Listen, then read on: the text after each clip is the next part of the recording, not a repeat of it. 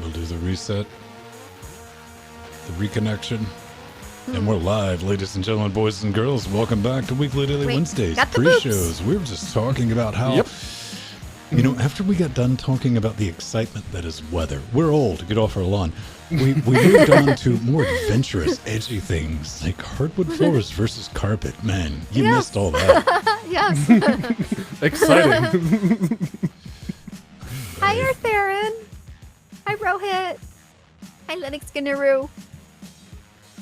What is going on, beautiful people? We got a bit of a show for you today. We're going to try to obey that clock. So when that clock runs out, we're going to be like, hey, we're going to do a show.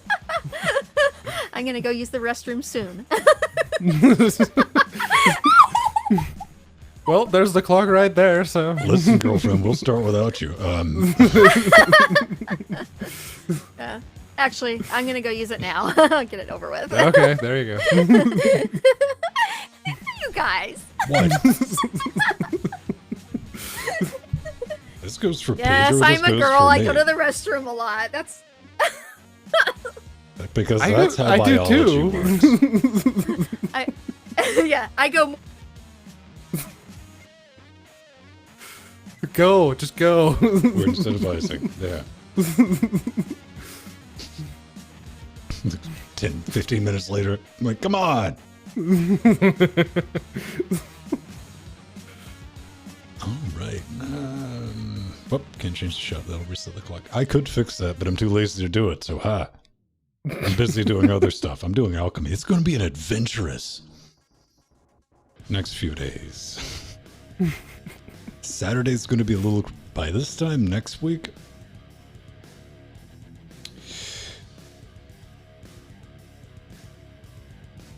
Oh. We'll see. Stay tuned. If we're doing the show on time next week, everything worked. Okay. I know it's a horrible tease, but I have a track record of only admitting successes.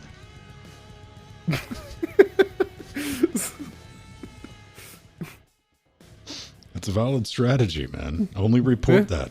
Don't report your failures. Unless it's like cataclysmic and could probably like kill your pet hamster, then report that. You know, you don't want people like unnecessarily lose a pet hamster.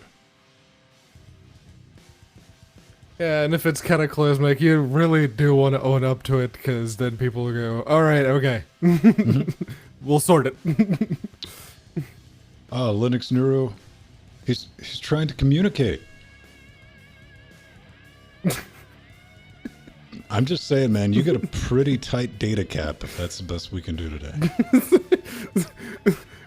That was all of his bandwidth left for today. That was it.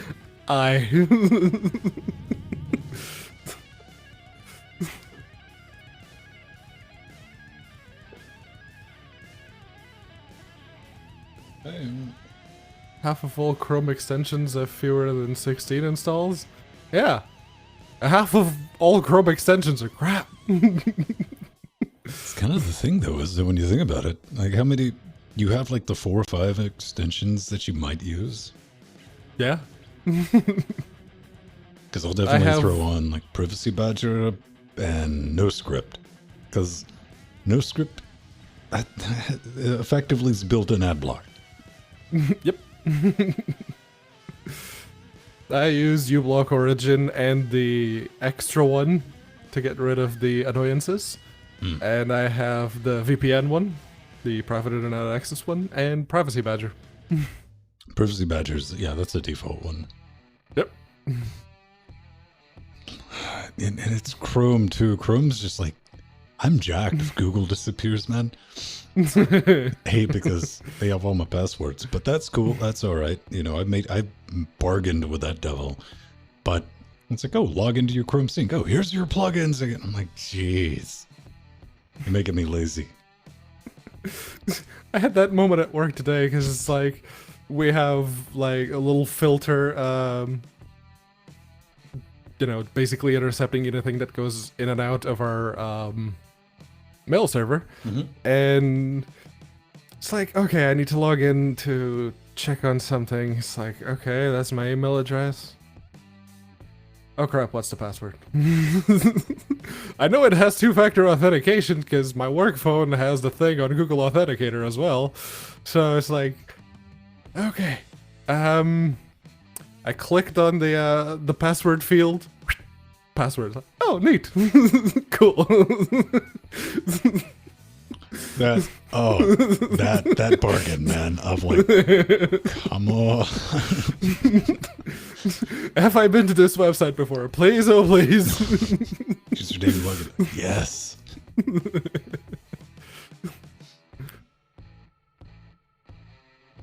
You are a robot, Domo. Okay, I'm gonna dial in a little bit of per channel sync in this next 4 minutes, and I'm gonna grab a refill. So Okay. I'll come back in here with Happy Fun tablet, and we'll take care of that right quick.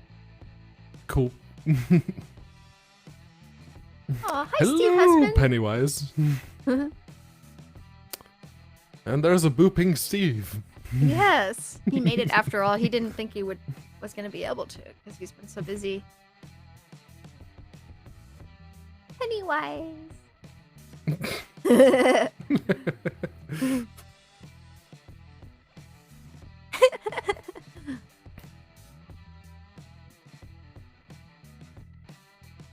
Yes, I am one of my 90s Linux shirts. See, there's Bill Gates. Way back here, behind Tux. Oh, 90s, ski free. I get it. Yeah. Brought to you by Cheap Bites. Remember back in the day, the Linux Mall turned into Cheap Bites. They still have some items on there, but no more t-shirts.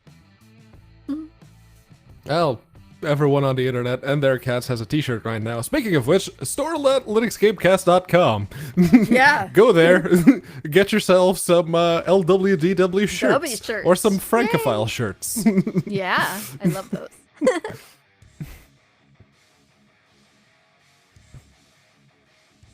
Yeah, I do need to get, like, a hoodie. For me, it's going to be the one chair hoodie. Yeah, definitely. And Nori wants the turbo pink mayo hoodie with the Hell Elks. Strawberry mayo.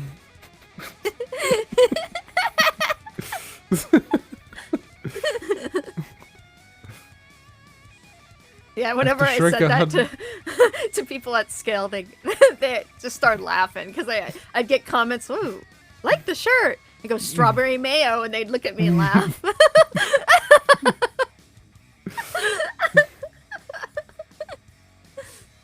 What were you saying, Pedro? No, I was just going to say Linux Neuro. Helium. Get some helium. There you go.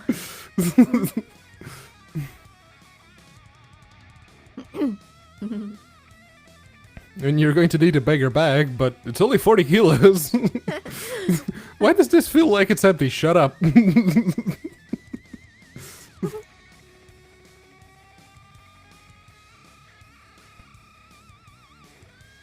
Helium, not Valium. I mean, you could get some Valium. That's going to be a long flight, so you might as well get some Valium.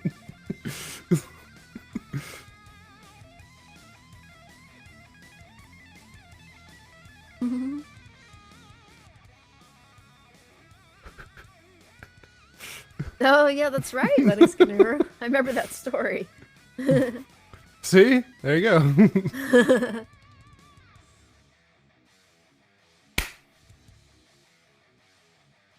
Uh-oh, is that a fly? No, that was Van hand signaling to do the thing. Oh, okay. I was reading. Now you, Jill.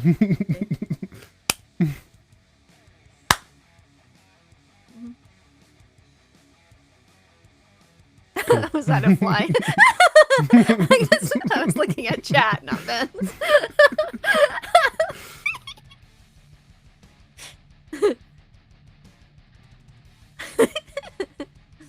The airline Qatar says if you're leaving from Africa, you have a limit of 2 bags and 50 pounds total. Oh, alright, okay. Ooh, yeah, that's not much at all. Can't you DHL it? Like, get courier to just, August 30th. Alright. Wow. That's amazing, Linux Guru. You got lots of packing to do. And lots of putting your house together and a way to ship all of the stuff. Oh, yeah. Yeah.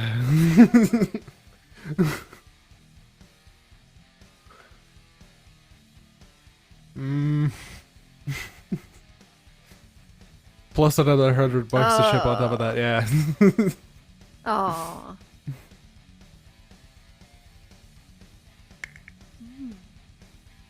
I guess you can't bring it over via carrier pigeon, huh, Linux Guru? Yeah, train some bald eagles. Yeah. They can carry like 20 kilos, right? That's fine. Linux Guru fiber baboon falconry.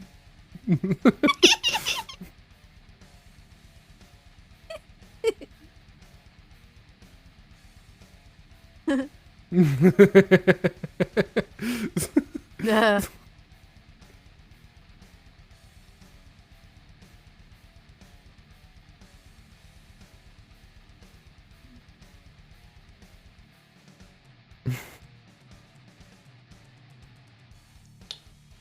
All right.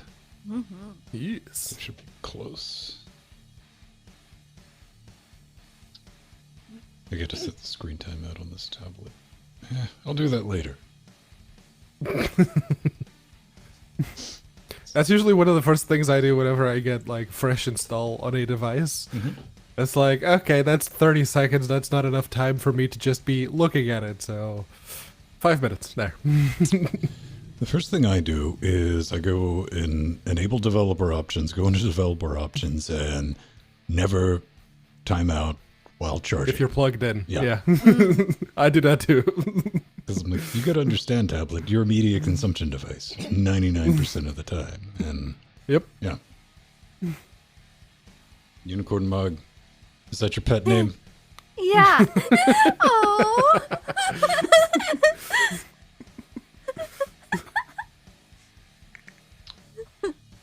Okay, I think we are together. Hey, we can do a show.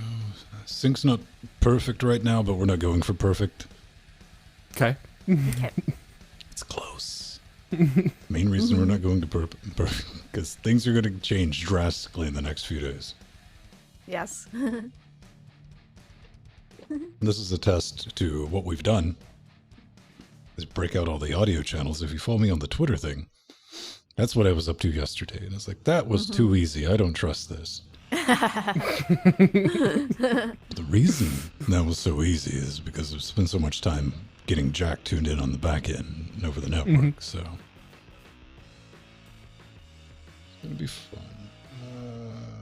Right. I think we should be ready to go. Let me get one more thing loaded up. There's that. So what? Oh. Steve already bank suggested LLX. Yay, boo!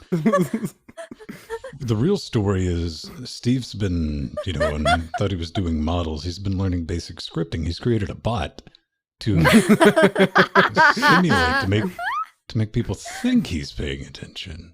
Aww. He's off actually doing something entertaining and fun. He's just got an app on his phone. It's like, suggest LLX there. Then passes the Turing test. Okay. That should come up. Right. Yes, boo. Let's do that thing we do. yeah.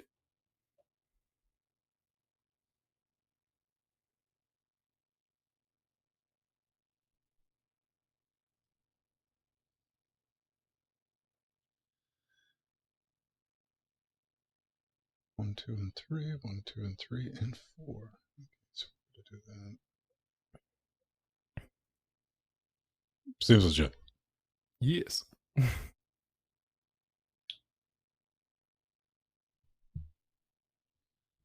Except for Discord. Come on, OBS. Give me a good Linux browser so I don't have to use this plugin.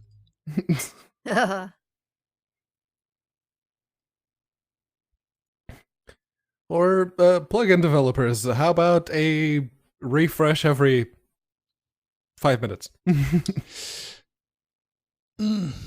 So it's like the one guy who made it is like, this doesn't work here. Now this kind of works. And man, they also with OBS development versions, I'm just building off the head. Giggity.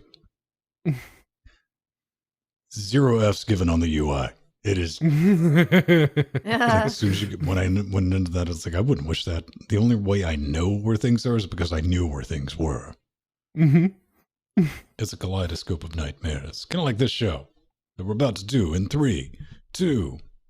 And welcome back to Link's Weekly Daily Wednesdays, where we're going to sit back, relax, take a midweek break. Really, we're just going to sit back, relax, and maybe not relax so much, but we are going to talk about some of the fantastic things that we found going on in the world of flaws. I'm Vin, that's Jill, that's Pedro, and everyone at home joining us live. We're doing the thing we do. Yes. Everybody, how's everybody doing? Are we having a good week? I mean, it's only Wednesday, so you can't really say, right? Yeah.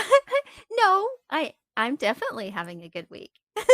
see, I can feel Pedro. Pedro's like, that's giving fate lead-in time. So yeah.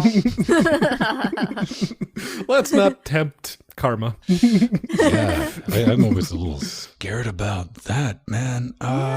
Pedro, what have you been up to, man, since you didn't write anything this week? No, I didn't write anything because, well, work's kind of sort of died down because everyone's on vacation.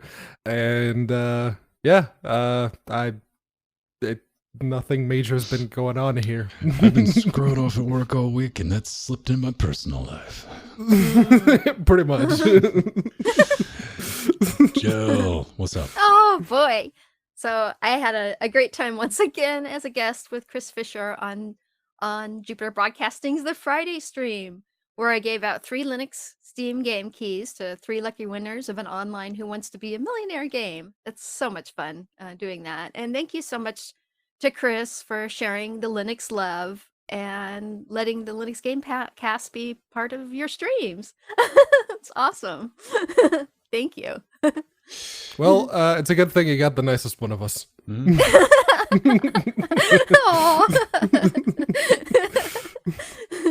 We will play with that. I've been working a few bits on the streaming setup. If you follow me on Twitter, I was up to absolutely no good last night with splitting out some of the way our network audio, like being able to adjust it per channel, because some other things are going to be showing up. And as I was saying before we recorded the show, in the pre-show, was things are going to get squirrely and change, but if everything goes right, you won't notice the difference. It's one of those things. But our sync should be a lot better. That's something that's been bugging me. It's easy to fix post-show, but we've not had the ability. It's like, oh, if you change one thing to the other thing, it's the HDMI encoders. It's like whatever mood they're in. Yeah. Because, I mean, it's just encoding the video. Plus, allegedly, some new things are showing up for the Optiplexes. We're going to be doing A/B testing on that. It's going to be an adventure. Stay tuned Saturday, where I just might be like, nah, I'm out. You guys have fun. I'm done. Qualigif. Oh, man. So, the first thing we need to talk about is the internet tried to pull a Qualigif on Manjaro last week. You know, It's like, hey, they did an update. They announced things. It's like, shut up. That's not the thing we want you to talk about. And that thing was free office. They're like, yo, we're going to put that in. And woo boy, the internet lost its business as, internet going to internet. Well, the Manjaro team, they got that sorted with a quickness. There will now be an option during setup, so you can choose between LibreOffice and FreeOffice. And one thing they pointed out, which is why I always like to wait for the dust to settle before I had to start dropping the cluster bombs, is they're like, they didn't pay us. We were just doing this because they're a German company. We wanted to help boost their footprint. We thought that was cool because they make Linux software. That's a fair reason, Definitely. But yeah, just with what they did was with the RC5 and RC6 images, they had FreeOffice there and no LibreOffice. And people were going, oh, that's going to be the default. No, it's not. They just did that so people could test it. And, well, some people did test it, and in the midst of all the trolling that happened, two good things came out of it. One, which was the Manjaro people, like Ven already mentioned. They're now going to include an option in their installers like, do you want LibreOffice, or do you want FreeOffice, or no Office suite at all? And the folks at FreeOffice have gone, okay, everyone's complaining about us not supporting open document formats or even docs or XLSs or PPTs. So we're going to add those to the free version as well. It's like, oh, okay, not a bad day then. Well, not necessarily a bad day. That's 100% a great thing. And good on you. I mean, this is what I'll say about FreeOffice. Good on you for making your free version unusable product in the slightest sense. People can actually use it now. Yeah. And I was really, happy this got sorted and look forward to what the partnership between SoftMaker and Manjaro will bring. SoftMaker has made a lot of inroads in Linux, especially with the Microsoft Word compatibility. So a lot of companies have been using their products, and I think this is really good for Manjaro. And that's one of the things that the Manjaro developers were talking about. It's like, yes, Yeah. we know LibreOffice is a thing, we know everyone likes it, but compatibility-wise with people using Microsoft's Office, FreeOffice is better. Yeah. I don't know in what ways exactly, but I'm sure people will let us know in the comments. Well, let's keep the arch tree rolling. Yes. So there was an article by Dave McKay, and he just wrote a bit on why he switched from Ubuntu to Manjaro Linux. Pedro, did we just pick an article just to argue with it? Is that what we just did? Well, I was going to, be positive about the whole thing and then, lay it on, but whatever. So he actually starts out with, the usual spiel that don't take this article the wrong way. Ubuntu's great, but Manjaro does some things better. And one of the things that he mentions, it's faster. The operating system feels a lot snappier, whatever that means nowadays. And it's a lean, mean Linux machine. Yeah, you're just saying it's faster. Again, it comes with less stuff pre-installed, therefore it's just faster. Cool. And then he also mentions the bleeding edge rolling releases for the packages, but then he says that the third-party repositories, what was the exact quote? Better third-party software repositories. It's like, okay, there it is. There's something that was, this is an opinion piece and that his opinion, so that's fine. But it's like, that's debatable. Yeah. His argument is that, you have the AUR and you can do everything through a GUI. It's like, that's better. Is it? Okay. Cool. Yeah. Very true, Pedro. But I do like what the author Dave McKay states. He said, Manjaro feels like driving a go-kart you've built yourself. Ubuntu feels like a big, comfy, well-stocked RV. There's something to be said for both approaches. Oh, most definitely. And, as the author was talking about, to be truthful to me, most Linux distros are zippier than Ubuntu if you compare the default desktops GNOME to GNOME. But if you use the lower memory desktops like I do, Flexbox, Windowmaker, XFCE, you don't notice much of a speed difference between distros at all, definitely. First, I'm the only one on this show that sticks up for GNOME. Are you now? Because I'm looking at the show notes. You see, if you're about to say something honest, say something good first. I defended GNOME. But we got to be real. GNOME isn't known for speed, period, on any desktop. No one says, man, I'm going to install GNOME because it's wicked fast. These are not words an honest person says. he does bring up a good point, man. I mean, out of the box, having 24 enabled demons versus 90. Yeah, you're right. That could have a little bit of an effect. It might be negligible, but it definitely could be an effect after all. And if you're wondering, you're like, well, what about Fedora? Well, Fedor, I was like, I need to check that. Honestly, I'd never checked that. What I'm running right now, I had 89, so. But what do we really think? I mean, it's the benefit of running Arch is, for me, it's not even the AUR. It's the documentation. It's the wiki. Because one of the way back when, more than half a decade ago, probably like 7 years ago, I was just running Fedora up to that point, and I moved over to Canonical's Ubuntu because of the documentation, because I realized how good I was at converting apt speak into yum speak and figuring out those differences. And now I find myself more and more having to convert, be it from anything else, because I end up on the Arch wiki. I'm like, okay. And doing it like that. So I think this is one of the strong suits of an Arch-based distro. But here's what you like. It's 2019. Chances are you, at worst case, you have a super slow regular SSD and not an NVMe. So you're or most people should, but they still don't. I don't trust them. I like my hard drives to fail over time. Hi, Seagate. How you doing? Spinning Rust. Dude, Seagates, man, after that backplane report again, undisputed reigning champion. It's like 500 and something failed drives, and most of them were Seagates. You really do have to pray to the god of YOLO if you're populating a NAS with those before you... Oh, man. Okay. There's been a fix for a security issue with LibreOffice.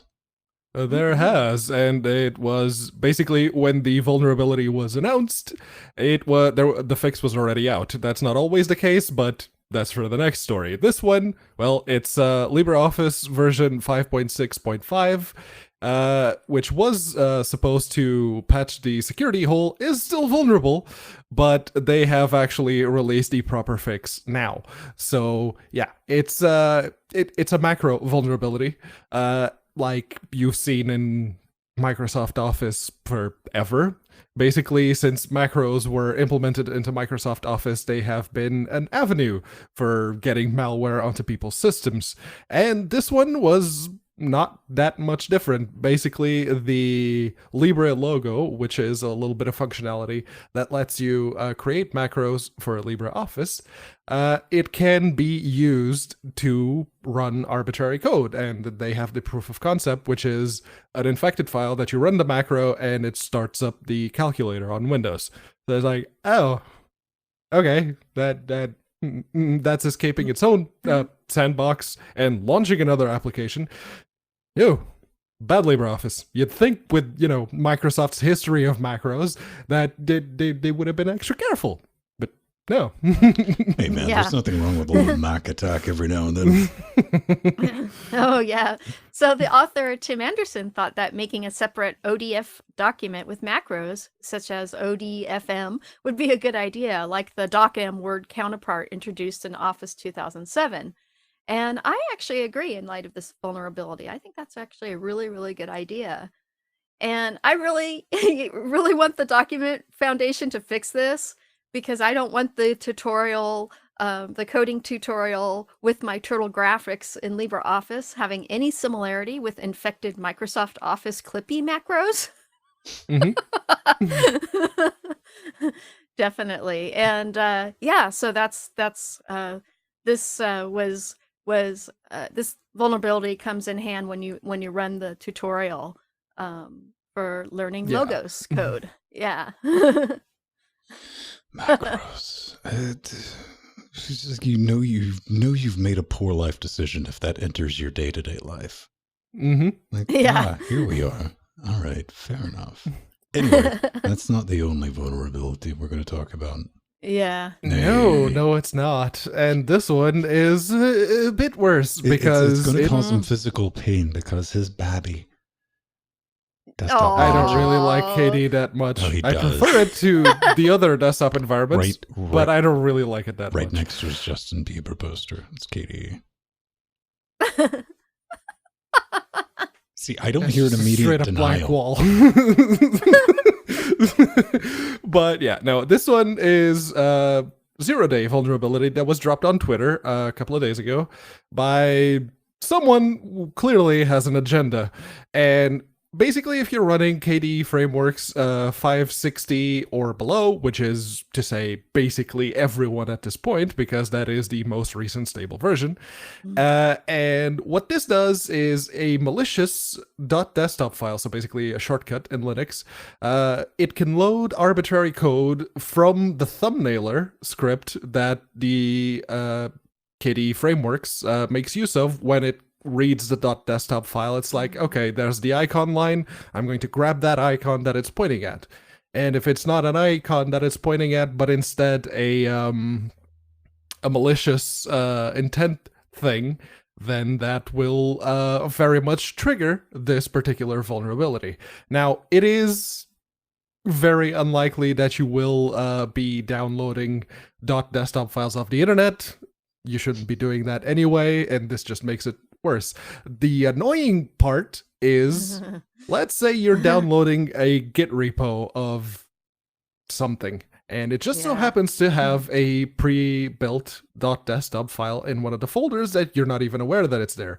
You're just cloning the repo, and then you navigate to the folder, and the frameworks goes through the folder, looks at all the files, assigns the MIME types, loads up the icons if it has any, and your system is now running whatever they decided to script. So yeah, that's a big no-no. And the really annoying bit is that the person decided, you know what, I could have reported this to KDE and said, you guys have a flaw here, fix it. But no, he decided, Twitter, I'm going to make this a 0-day. No. Done. 100%. Yeah. What you just said, I back. And I always back that right up. And this is not always the case, but how many times have we heard it later comes out, yeah, I reported that 6 months ago and they haven't done anything. Yeah. Yes. Good point. It's a horrible thing to do, but sometimes you're like, this is an active thing that needs to get fixed. Yep. Yeah. Which I'm still not supporting it, but if that turned out to be the case, if this guy's like, boom, yeah, don't do that. Yeah. And that's what he did. And this exploit can also be hidden in zip and tar files, which all of us download and we all trust, as far as Linux goes. And the researcher who found the vulnerability, Dominic Penner, didn't contact the KDE team beforehand because he wanted to drop it 0-day before the DEF CON security conference this week. So that was his reasoning. And I thought Ben had a nice insight on that as well. Definitely. Right yeah, see, trying to push that, oh yeah, DEF CON is coming out, so I'm going to drop a 0-day. I'm going to get internet points for that. It's like, no, dude, you're just an ass. Yeah, it wasn't very nice. Yeah, I was watching the keynote this morning, and the dude was doing like some analogy between like trees and what. I was like, nope, can't do it. It was very forced. It was terrifying. I look forward to the talks, though. Always like watching Yes, definitely. The best desktop ever made, period. No argument. Isn't that right, Internet? That's right.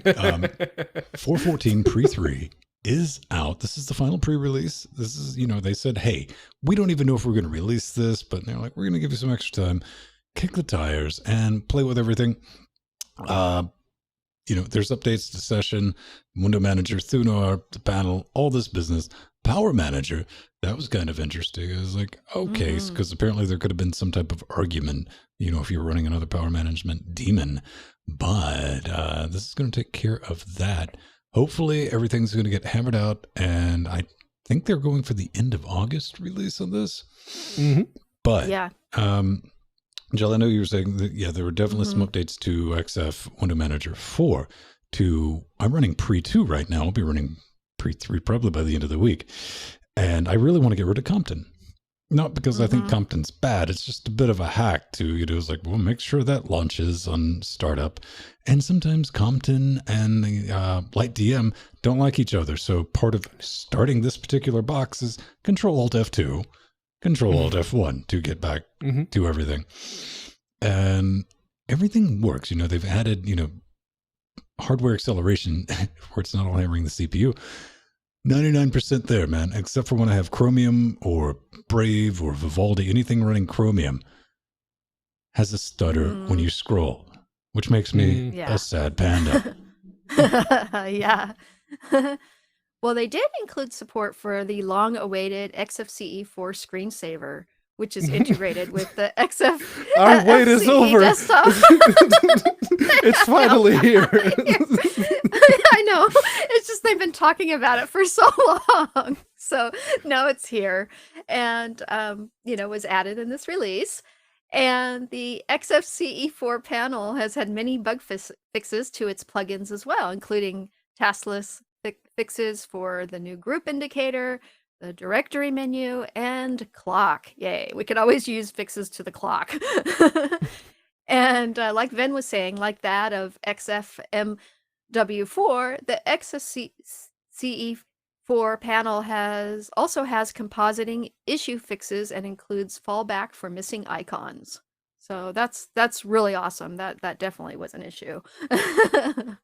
Oh, what are all these icons on my desktop? Oh, wait a second. That wasn't labeled computer. Yeah. I'm kind of 100% with you, Arthurian, on that screensaver in 2019, to which I'll just be like, why do you hate the environment? Oh, but it's so great because you can have you are literally killing seals because you want to look at something pretty on your screen. Well done. You can and have when the you wiggle, Regentia OS mouse going across your screen. Isn't that cute? Remember, kids, if you don't hate the planet, set your screen to timeout. Do use a screensaver. Right? Anyway, moving on. Real quick, because I wanted to throw this in from It's Foss. All this is going to be in our show notes. If Joel can take a break from killing the environment. I'm kidding slightly. This is something I've always assumed I knew, but I never genuinely looked into it. And this was clarified. Check it out in the show notes if you want the full deal. The difference between apt and apt-get, which I always assumed the difference was the -get, Pedro. Yeah. Although there was that thing about the progress bar. It's like, oh, that's different. Okay. Yeah. I definitely got to say, for the end user, what's the difference? It's basically for you at home playing the home game. If you're not doing anything but installing stuff, it's the .get or the -get. Because apt was just made to simplify things, and 90% of the time I've learned to use it. I mean, it tries to simplify the command structure as far as with the queries, and there's just not much to report on. I was a little sad. There's the progress bar. Yeah. Yeah, there it is. That. I was a little sad to just find out. It's like, I wasn't missing anything by not looking into this, but this is a TIL. And what did I learn? Not much. I mean, there's a slight difference in some of the commands. Pedro, am I wrong with saying that? The commands that most people run are the same, but apt does have apt lists and apt edit sources, which they don't work with apt-get. But it's the thing that when apt started to become a thing, and I noticed that on the Ubuntu installs I had, it's like, oh, so what happened to aptitude? Yes. I guess. Yes. You put in that. Aptitude. Aside from being the thing I never remember how to spell correctly, it's usually on try 2 or 3 before I get that. But that could be directly related because I'm in such a mental state, because that's the launch codes. That something's went wrong before you get there. And for me, aptitude is the step right before. It's all right, I'm just going to clone the kit and build this thing. Yeah. Or if you're trying to resolve a weird situation, which always irritates me a little bit when aptitude's I got this. And I'm like, why don't you other guys got that then? Yeah. Yeah. But that's the thing. Yeah. Aptitude was implemented exactly for the same reasons that the article describes apt as being introduced. It Exactly. provided similar functionality to apt-get, but it had a different command line interface. You had different flags, you had different options, and it would let you do more things. But I guess typing down aptitude is a bit of a mouth fingerful, I guess. A mouth fingerful. Yes. And with apt, you just put in 3 letters like apt, done. I got to ask you a serious question, though. Yeah. Okay. Which finger? What? A mouth fingerful. Which finger, man? Don't leave me hanging. All of them? That's not fingers full. No, I don't listen to anything. Bad and wrong. Snap time. Ooh, yes. So the popular and powerful digital signage platform Zibo comes to Linux because of popular demand and launches as a snap. Awesome. Zibo's content management system can be self-hosted or cloud-based, and also supports the Linux-based LG WebOS smart TVs and Samsung's Tizen smart TVs, which are some of the top-selling TVs in the industry. So that makes sense. And we have lots of digital signage options under Linux, but this was one of the most highly rated out there. So I was really happy about this, definitely. And it's digital signage. Yeah. I mean, this is the environment that, yes, snaps and other containers make sense because you're going to set that and forget about it until it breaks. And make it wicked easy to do it. Yeah. Yeah. Mm-hmm. This makes, this is as close as you could get to a desktop-ish like use case. But I assume this thing, is this client server? How does this thing run?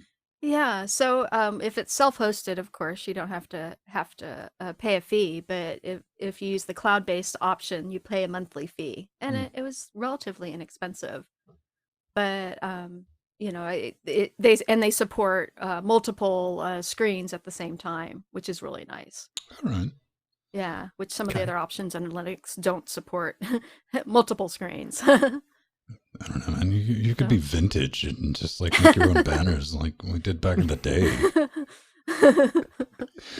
That's cool. That's the thing. And all right, it exists. So before we get into a slice of pie, we have to thank some people for making this show possible. They're the ones who finance our shenanigans because we do this without ads, and that's really awesome. We like to keep it that way.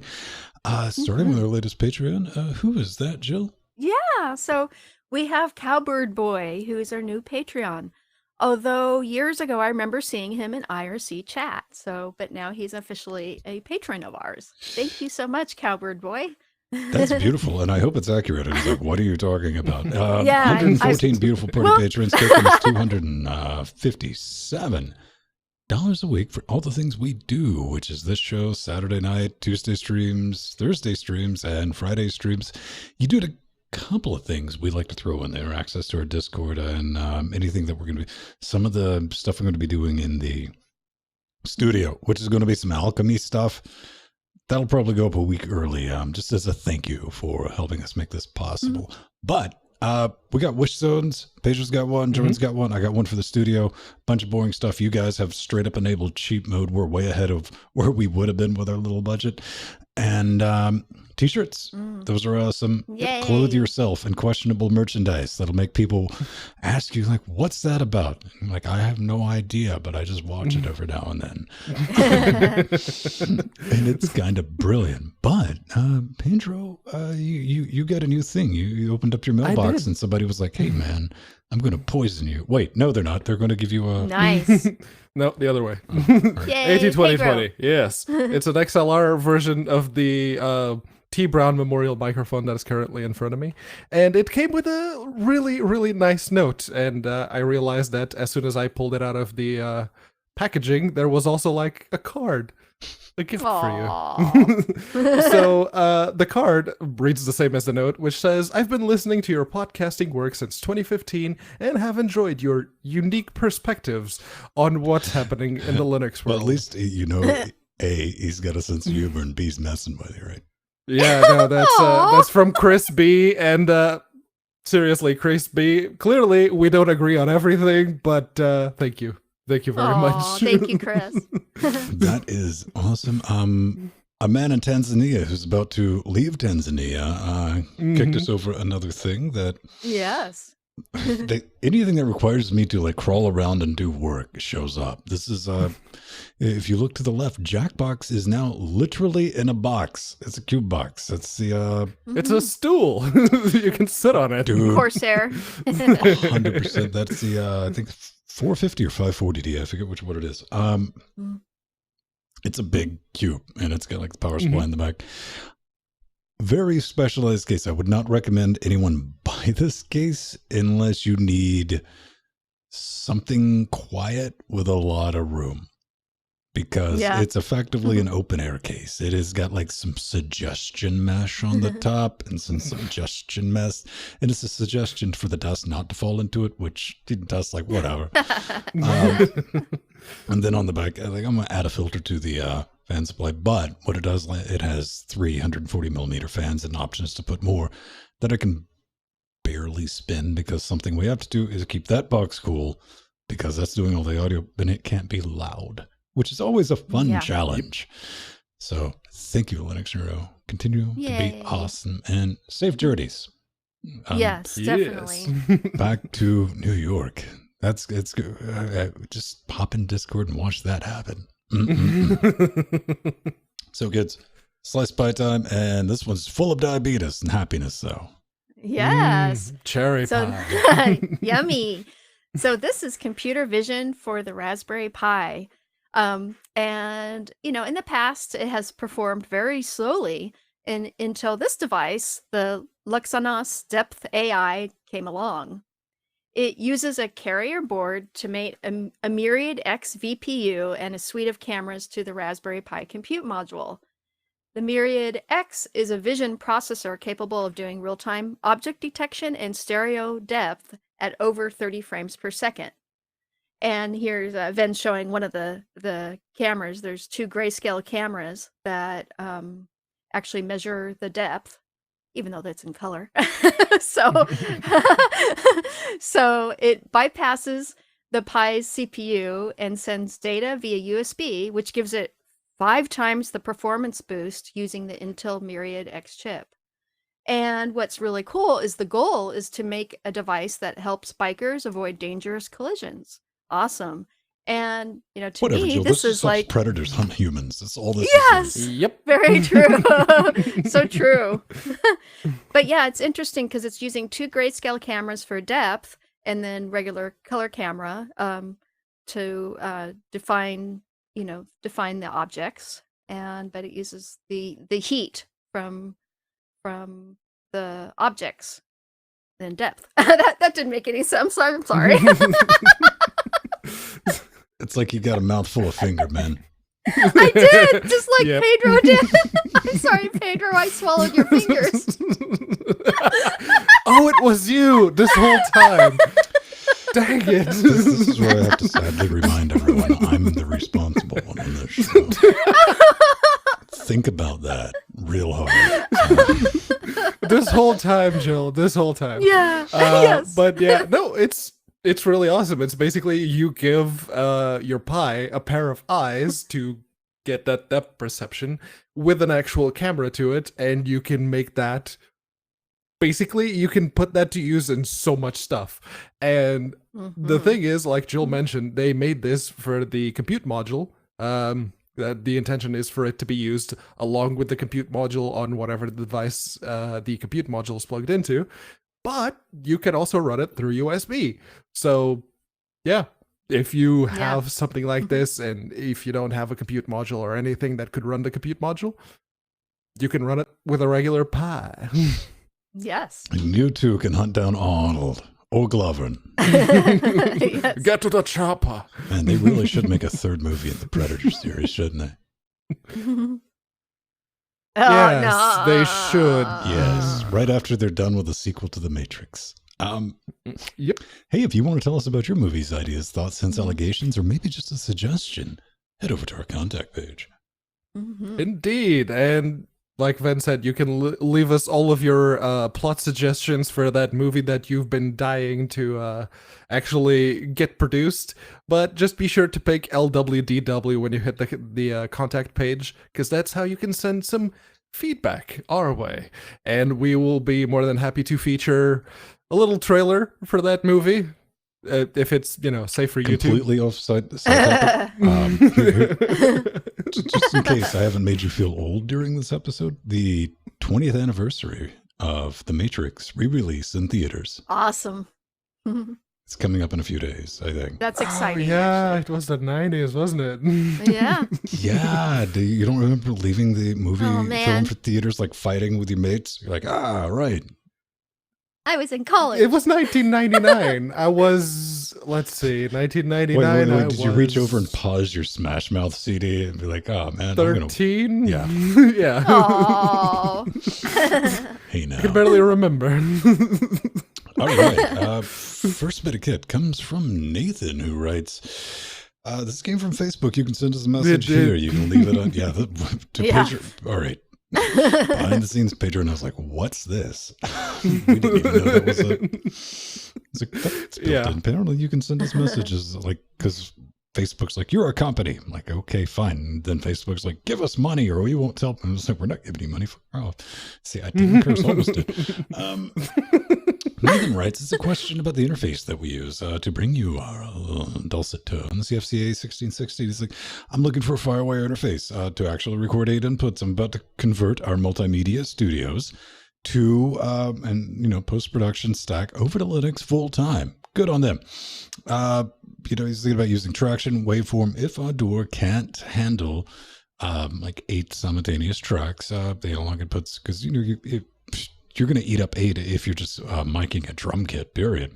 Then we're talking like rhythm guitar, scratch, vocals, everything else. He wants to know, will this Firewire record all 8 or more inputs simultaneously? Really don't want to record a live band, and we have to redo it. Oh, yeah. There you go, Van. Well, Brad. Hey, why do you ask me something I don't know anything about? You'd think this would be right up your alley. You would, right? Yes. Hey, man, I've had people that, what to do. I'm like, okay. Here's the thing. Short answer, any class compliant interface basically made in the history of PC ever is going to work with Jack on Linux out of the box. Just plug it in. You're done. That's all you got to do. However, you'll notice how I didn't say it's like after you get Jack set up, this can be another issue, but it's normally not bad. Getting it tuned. Now, the exception being for interfaces that require additional software to use, like internal effects stacks or anything like that. PreSonus says some of those, like install our stuff, and we have built-in compression and stuff like that. That software, you're not going to be able to access that functionality inside the interface. However, more often than not, 12 times out of 13, the interface itself is going to work. And that's what you're looking for anyway. Now, pro audio recording and the emphasis on recording, because I don't know the situation about making beep boop music, and I know some people are down with that. I'm not knocking that. I just don't know anything about it. That it's extremely mature. We're talking well over a decade. Go to linuxmusicians.com and look at the conversations. And you're talking about in legitimate studios. We're not talking about my studio or something like your home studio. We're talking pro stuff. That's where you see NetJack and stuff like that deployed. Now, this is despite a lot of self-proclaimed professionals, who bought the their first Scarlett 2i2 Tinker Toy interface, and they're like, "I'm a recording professional. Nothing works under Linux." After extensive research that I clearly didn't do, I've dealt with that a lot online. Now, when it comes to recording, Audur, how many tracks and buses can it deal? All I always say is how many cores you got, as many as you can throw at it. 100%. Like right now, as you're hearing this, we're recording 6 tracks, but the interface is processing 11 because it's dealing with a mix minus and switching, all that fun stuff. Let's see. And for any of you, though, why are you talking about? Why did Nathan bring up Firewire? Because this is audio. And some of you got to understand, audio technology moves at a glacial pace compared to like PC hardware, which compared to pretty much anything else, PC hardware is like, and I was like, I bought that 2 weeks ago. I was like, get that old hack stuff out of here. We have, and with audio stuff, if it's not broke, don't fix. Pretty much the law. It's where you will genuinely still run into Firewire devices. A lot of the pro stuff, Fire Faces and stuff. We're talking to stuff that starts on the low end at $1,200. So that's what you're dealing with. And if you're buying something like that in 2019, it's probably going to be Thunderbolt. And if not, and I'm not saying you need a lot of money, you can find used Firewire devices. You can find a cart. Look on our Amazon store thing list that we've put together. It's got everything that we currently use. You can get that for like $30. You can get a used interface.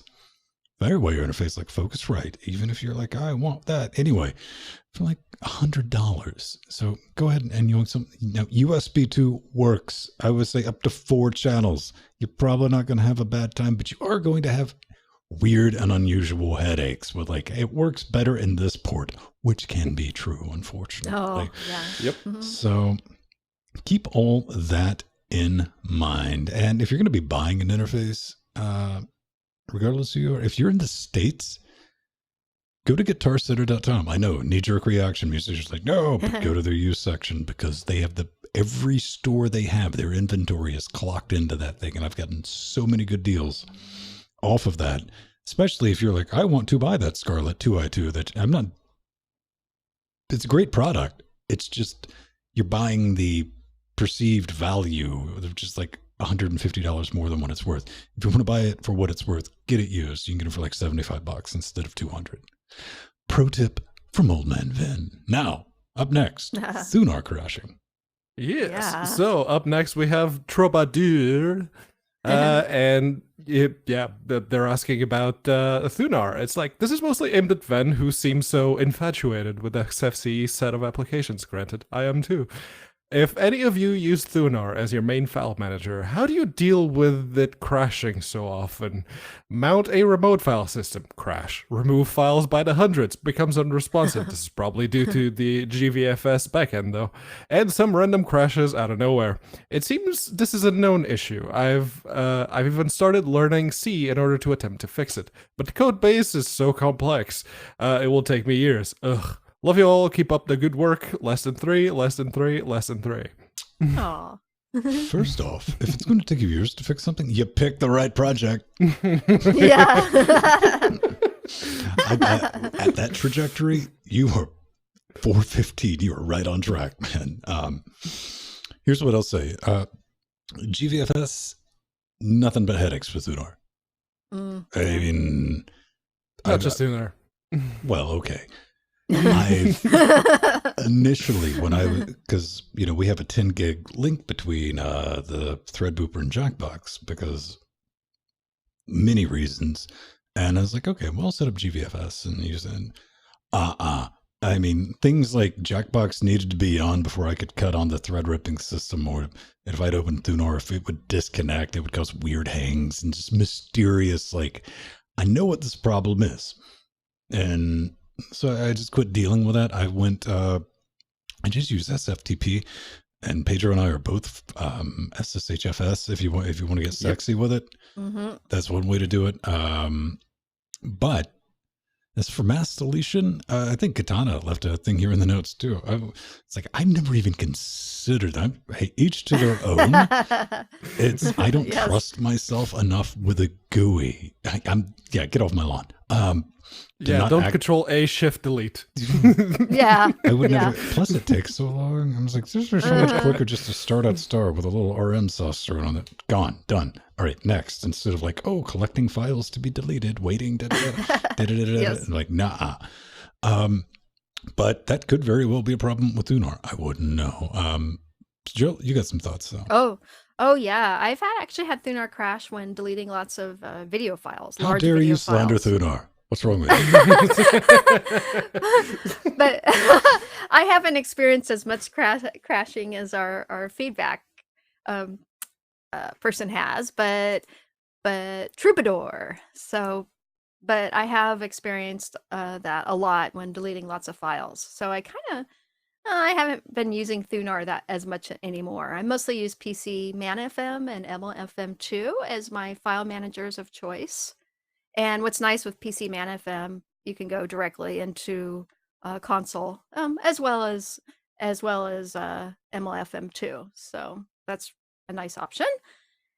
And, the upcoming XFCE 4.14, like we just talked about, is supposed to have a lot of Thunar bug fixes. And I hopefully we'll fix some of your crashing. So, hopefully. Yeah. I haven't had a lot of Thunar crashing because I don't use XFCE a lot, go figure. But I have seen very similar behavior in Dolphin. Why it takes so long for you to get something done? Oh, yeah, Dolphin.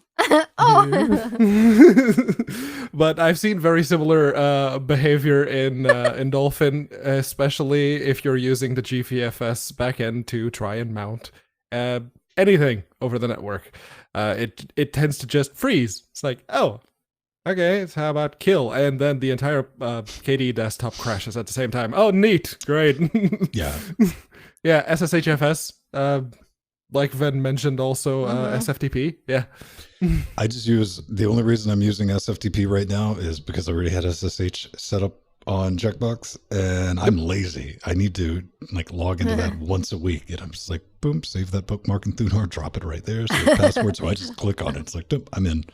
Yeah, that's why I always pick SSHFS when I mount network stuff on Dolphin. Like I said, lazy. Always. If I wanted to be fancy with it, I'd be in FS tab and add that line, because that is my preferred way. It's like, well, what about setting up Samba? And I'm like, maybe you just need to get a box to get a thing. Yeah. By all means, use Samba if you have a dedicated NAS. Yeah. Right. 100%. Ladies and gentlemen, on that beautiful recounting of our ways of navigating our own small local area networks, we're going to roll some credits and maybe get out of here. Well, thank you, everybody. Indeed. Can we pull it off just in time? Credits. No. Yay, credits. No credits. No credits. No well. Uh-oh. All the love. You're stuck with our faces. Oh, how's that for credits? Thank you, Pedro. I'm going to see if I can find credits. I made credits. And thank you to our executive producers and producers. We love you. Science. Yes. There it is. You don't even need Samba for printing nowadays. Yeah. You just Cups. You just pair the printer with whatever Wi-Fi you have going on, and then you go add a new printer. This is also there's a network printer. Do you want to add it? Yes. We're living in this alternate reality where you have a printer in the first place. Yeah. A printer I use once a year for scale to print out flyers and tutorials and whatnot. Marie's still in school, so yeah. Yeah, she uses it. Yay! Bye. Bye-bye.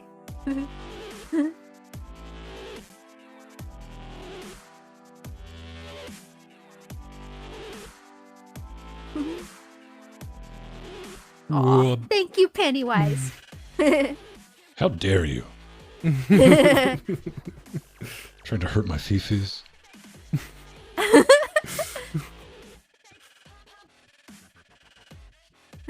Aw.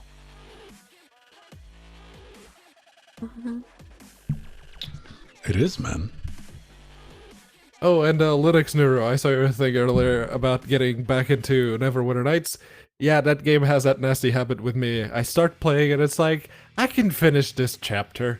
It's like, oh, this is a small, intermediate chapter in between the two big modules, so I'll just finish this. It's like 3 hours later, oh, god damn it. Genuinely the only Linux game that I personally known of that was made available for purchase that I was aware of, made from 2000 to 2010, was Neverwinter. This is the only one I was like, I'm just not buying that. It's not my thing. Everything else, every Loki game and a LGP, which I just paid through the nose for. I was so happy playing Neverwinter Nights on Linux in university.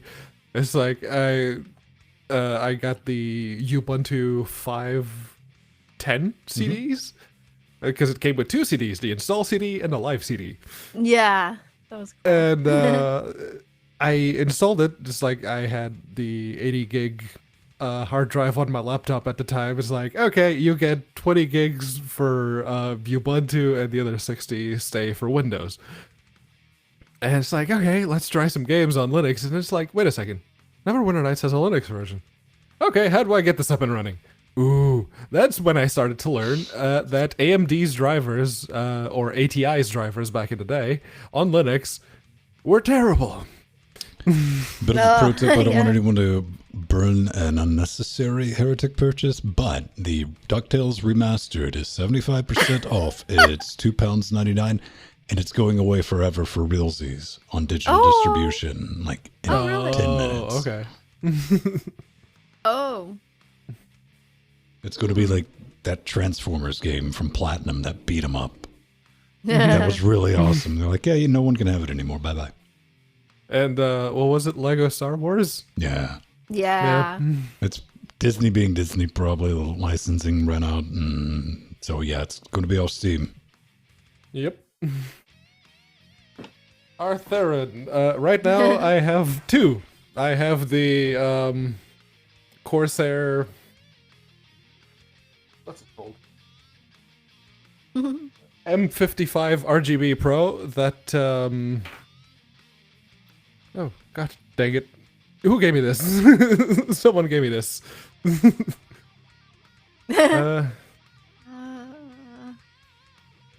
Just so everyone knows, I keep remember you everything, getting and it's it. Right, I can look you up. I have you indexed. I love you more than Pedro does. I could probably find the little note, maybe. But yes, Chat Realm person, thank you very much for getting me this. It still doesn't work. The firmware bits still don't work on Linux. I think Mike got you that, you forgetful bastard. Yes, Mike G. Yes, thank you. And I also have the Rokat Kova. See, I'm still going to be Yeah, 100% cool. on the thought of statistically. Yeah. Oh yeah, that's a nice mouse, Artheron. Man, I'm done with my 500S. Yep. And yeah, I am just waiting for CKB Next to support the M55 so I can change to it, because I have used it, but I can't change what the buttons do. So yeah. But the clicks, I prefer those clicks a lot more. I read some reviews that said, oh, it feels spongy. No, it feels nice, and it doesn't, click. It's not loud, yeah. Do you want it to be loud? No. That's, No. that's the thing. This Corsair, it's much softer. It's a much softer click. Look at this one. This one's completely silent. This one's built, it doesn't have a click in it. It's designed for... Yeah, the quiet. Yeah. I need them buttons. At least these 2 buttons. They probably make a version. They're not expensive either. On the right side, because I need, left hand, left thumb. Mm-hmm. And? Yes, they usually have 2 buttons, but only on the right side. Yeah, that's true. Hey, you know what? I could crack open my Mauser catalog and we can get you some silent micro switches and I'll show you how to do surface soldering. How about that, Mr. Picky? But the thing is, this one has a ton of buttons, just like this one. Yeah. It's just that the software for the Rokat is actually working on Linux right now. The real story is he can't make it RGB enough. I don't care Yeah, he does. about the Keeps him up RGBs. at night.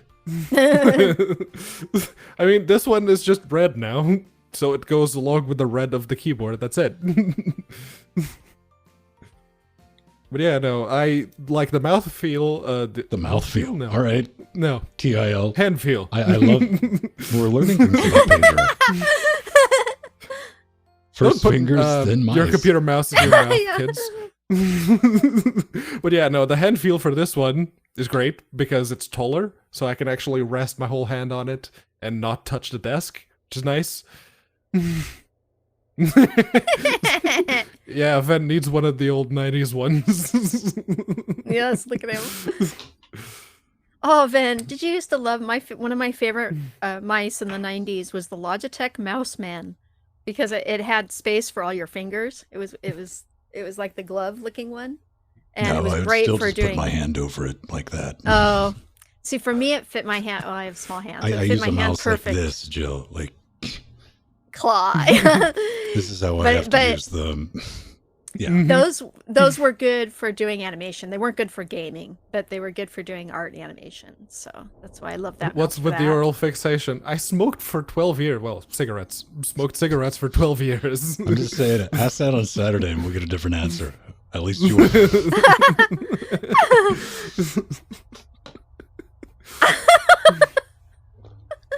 Yeah, that's one thing that England did for my health. It's like, yeah, well, you can buy a pack of smokes or you can eat for a week. Pick. Max volume and lack of surround sound on a headset? Oh, you kids, I don't expect things like surround sound. You can do software surround emulation on Linux as well. It just takes a little bit of setup. Yeah. Yeah, it does boil down to the, for me personally, like, oh, you're doing surround sound? Not really. Is there how many speakers you got? 2? Get that out of here. Yeah. Listen, I'm sorry your make-believe doesn't work, but you can get actual surround headsets nowadays. But they make them with like 7 drivers, and it's like that. Yeah. Have fun with your make-believe. Have you been to an Atmos bunch theater of different yet? drivers. No. That one, I didn't know I was in one until I was in one, and I forget what it was, but it shot over them because they have the directional in the ceiling too. Oh. I think it was a plane or a bullet or something, because I was like, what the fuck was that? And I was like, oh, well done. It's a Dolby thing. Oh, the Atmos? Demonstration of that. No, I was talking about the other Atmos, Jill. Oh. Jordan got the OnePlus 7. Someone at work bought a OnePlus 6T. That's also a very nice phone. T stands for trouble. Yeah, Jordan, me and Jordan had the same OnePlus One, and I still have mine. It still works great, but I did I just got a used OnePlus 3, and the reason I got the 3 is because I could get the same sandstone back on it. So I was happy about that. I was gonna make a joke like that, but man didn't have to. All right. Rory has a OnePlus 3. Yeah. Yeah, they're great phones. But Don't listen to me about phones. style, kids. Yeah. I'll buy something that's bright red if it's like $4 cheaper. Like compared to my Motorola here, it's only like 5.2 inches. Like the screen's only 5.2 inches. Small. So compared to put it next to Nori's OnePlus 3T. It's like, oh, I have the teeny tiny phone now. Okay. Yeah, here's my one, and I love it. For me, having a big phone is really nice. So I love this phone to death. Mm-hmm. And I've got Open WebOS, Ubuntu, UB ports on it, and one of the Android. I actually tried several different Android derivatives on it, and they all work great. Yeah, both my phone and Nori's are running Lineage. Yeah, there's just another because one that support. Okay, support. Thank you. Gimme. There's another one that I really liked, and I'm forgetting the name of it before I put Lineage on here. That I was really impressed with. It was made specifically for the OnePlus One. Really good. But they stopped supporting it now. Yeah. I was going to buy the Moto Z2 because it's like, it's got official support. And then I looked again. It's like, oh yeah, the person who was supporting this is no longer supporting it. So, okay. Okay, so which ones are supported? Okay, the Moto X4 is supported. How much is that? Oh, that's £100. Gimme. That's not bad. Yeah, that's pretty good. 1080p screen, 8-core CPU. Yeah, no, that's a pretty good phone for 100 pounds. Oh, transfer? Yeah, if it's an Android device made in like the last 5 years, just plug the USB cable and it should pop up on your desktop. Yep. It's not like the old days of having like get into it with GMPT and... Mm-hmm. I mean, you're still using GMPT, Well, yeah, it's I'm just on the back end. Right. No. Donna, I genuinely like just plug stuff. I have like one USB mini cable just for that on the desktop, like drug under the monitor. I'm like, yep, I need to put something on or off. Yep. Of course, now that both my phone and Nori's phones are USB-C and the Shield tablets are micro USB, we now have 2 cables on our nightstands. So it begins. Yep. Man. Yeah, Adam, I'm looking forward to the Librem 5 too. That will be great. I'm seriously thinking about getting one of those for Steven.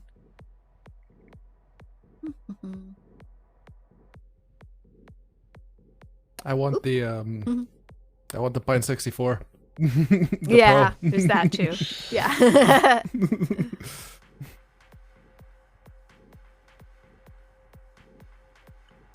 Well, I think one thing it does boil down to with MTP support for Ojo Baby is the only time I'm using it's like to transfer a thing. I don't expect like sensing multi-file operation performance out of it. I'm like, can you put thing A from ya to It's like good. Yeah, if I'm plugging it to the computer, it's usually because I'm putting a new version of Lineage on it. Yeah, there's a good chance I'm in the bootloader. Mm-hmm. Like, let's get that over there. TWRP, Let's baby. just, okay, fast boot, there we go. Because if I just want to transfer files, KDE Connect. Oh, I wake up the screen, and then I just drag the files. Google Drive. Yeah.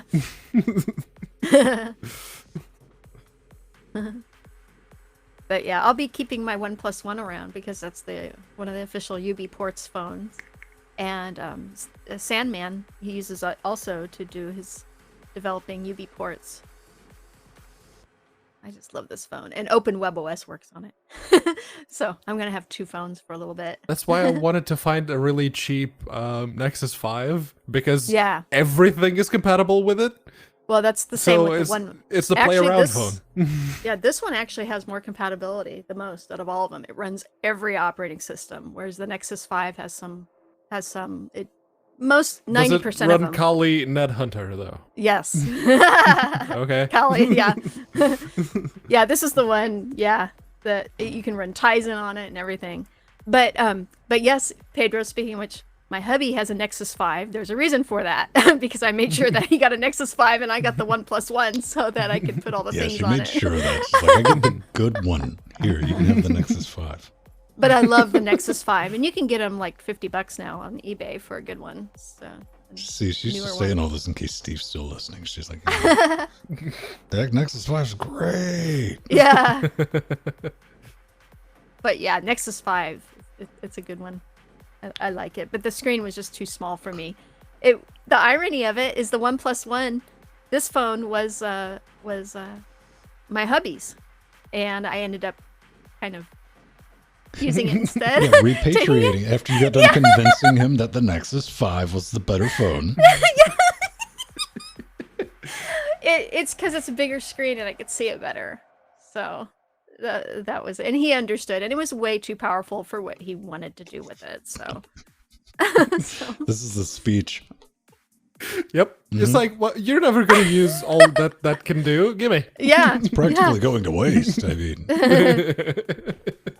And what's cool is this one was the special edition, so it has all the bells and whistles. So I'm like, yeah, quite a bit snappier than that Nexus 5. Although the Nexus 5 still does a great job. But yeah, you can't run OpenWebOS on the Nexus 5, only on the OnePlus. So I think Google's but everything else you the can. Nexus brand, though. They finally got out of the hardware. Yep. Oh yeah, they have. So you can, put Lineage on it and whatnot. Yeah. and UB ports. That first round, though, I bought the first gen Nexus 7, the second gen Nexus 7, and I bought the flagship Nexus 10. And like, even before they stopped, I'm like, and I'm never buying another Nexus device from Google because they drop support. And it's like, dude, all right, fine. Back in the day, I was this close to buying the LG Nexus 4. Because it's like, oh, that's a really teeny tiny phone. It's really powerful. Huh. Yeah. I ended up getting something else. I don't remember what at the time, but yeah, it was slightly more expensive, but had a better processor. Didn't have as good Android support, but Lineage. Lineage, all the things, man. What was it before it was Lineage? The Cyanogen mod. Cyanogen, CMod, yep. Yeah. And the 1+1, the one reason why it was so popular is because it was the Cyanogen mod phone sold by Cyanogen mod. So I still have the logo on mine. Cyanogen mod. Right. Pretty cool. The special edition. You want to sell something to Jill, tell her it's special. Done. It can be special, limited edition, or rare. Yeah, yes, this is true. Yes. Don't let Jill play video games nowadays. At least Rocket Cars is getting rid of the loot boxes. Do you know? Yeah. It's completely on the side. Because I reset the timeout on the monitors because I don't do screensavers. Plus, I got a lot of monitors. One of my monitors happens to be bigger than most people's TVs. Yeah, fun times. So I cut it to 5 minutes instead of 15 minutes for the timeout. It took about a week and a half, but I finally have synced back up without trying to walking. Because I got to get up. I'm not good at sitting. I'm like here during the shows and walking back in the room after 5 minutes. I've resynced to 5 minutes instead of 15 minutes. My walkabouts have gotten shorter. It used to be I'd come in right at 15 minutes, then boom. I was like, figures. Now it's down to 5 minutes, like clockwork. When I walk in, it's like, nice. That's not nice. I'm like, God, now I have to go jiggle the mouse. Oh. Yeah, no, I just disabled all my monitors going to sleep because if this box is on, it stays on, and it's meant to stay on. These don't go to sleep, which I need to readjust. I'll probably do that Saturday during the pre-show because the color brightness is still set for the other cameras, and that is like great in low light. I'm not blind in here now, which is weird. That's great. Less cranky. Nice. I'm not scared to look in like 3 different directions because of lights. Nice. Windows XP. That's what we need, man. Somebody needs to do Windows XP. And I know there's embedded from, I don't know if there's mobile embedded. Windows C, if you could dig that up. Yeah, Wince. Used to call it Wince. We could fire up a copy at Net Meeting. Yeah. I saw a lot of Windows CE like point of sale machines back in the day. Yeah. I got a couple of those in my collection. Yeah.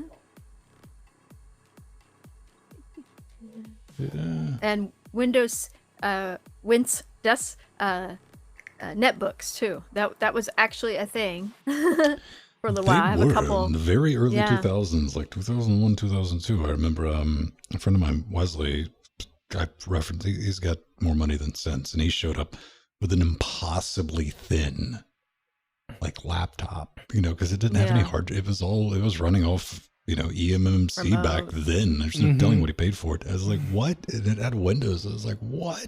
I didn't ask him how much he paid for it at the time. I was like, that's impossible. No, it's just way ahead of its time. Outside of the operating system. Yeah, then the netbooks. You had the Asus Triple-E's with Xandros. Yeah. Proprietary Linux. Yes. 24 hours and 5 minutes on the plane, so you can get through most of the extended edition Lord of the Rings movies. Yep. Yeah.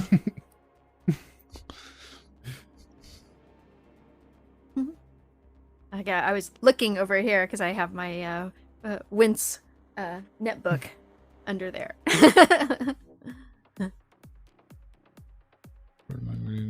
Oh, yay. When I manage to donate more of my laptops away, the thing I'm going to get is I'm going to try and get the laptops I had. Oh, You have like the collection. The collection. You need to start making us some videos on this. Here's something I want to ask everyone: is Jordan brings up two-factor. I use Google Authenticator. Is there a way to export that?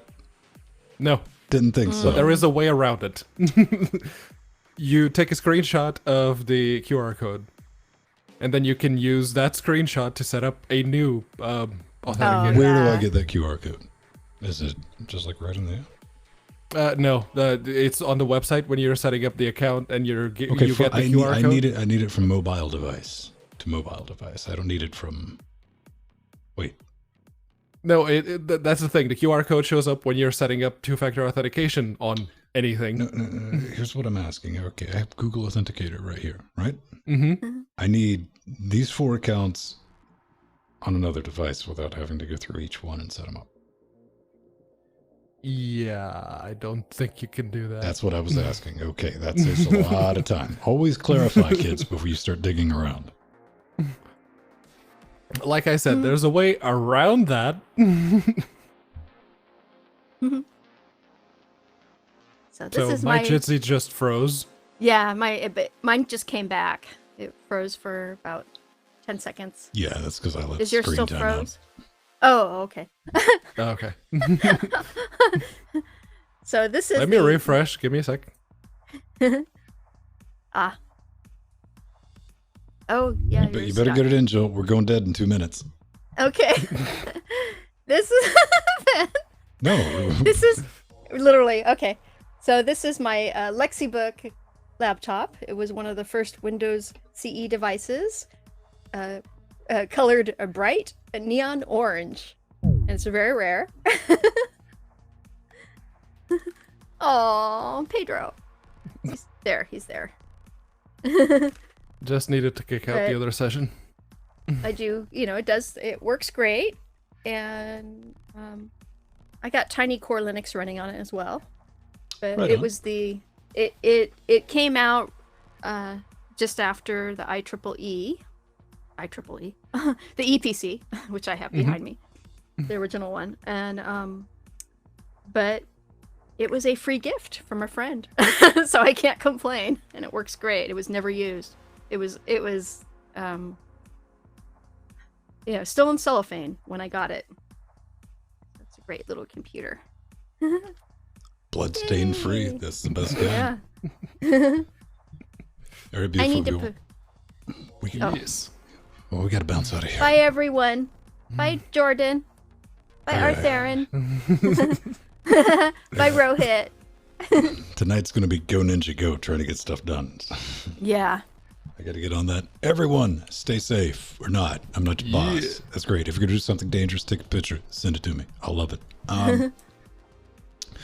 We'll see you next Wednesday. If you want to come hang out, Jordan will be doing something Thursday. I'll be back Friday, probably with the Wolfenstein. We're going to see if we can put a bow on that one. And Okay. going to have a show Saturday.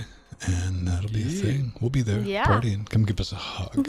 We'll try to run away first. All right. Bye, everyone. Right. Bye.